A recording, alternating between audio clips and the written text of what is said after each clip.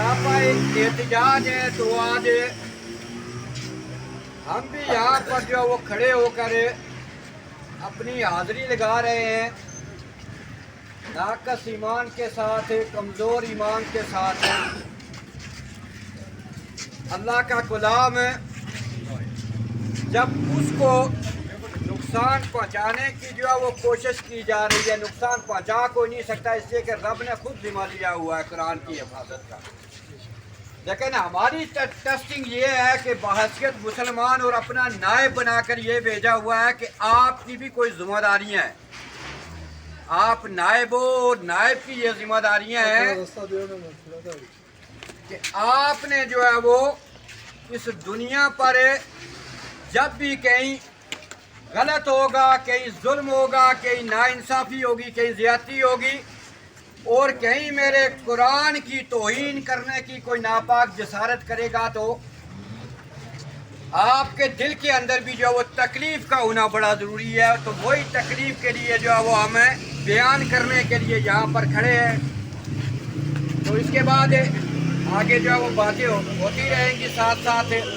बहरहाल ये बात इतनी मैं ज़रूर करूँगा कि सबसे अच्छा काम है नौजवानों और बुज़ुर्गों, क्योंकि सोशल मीडिया का दौर है, सबसे जो अच्छा काम किया है वो काम है तुर्कों का। तुर्कों ने एक काम किया है कि पूरी दुनिया के मुसलमानों के यानी जिन्होंने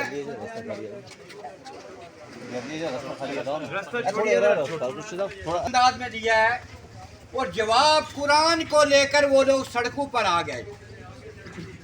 कुरान को वो लेकर सड़कों पर आकर बैठकर उन्होंने पढ़ना शुरू कर लिया, उनको दुगनी तकलीफ पहुंचाई।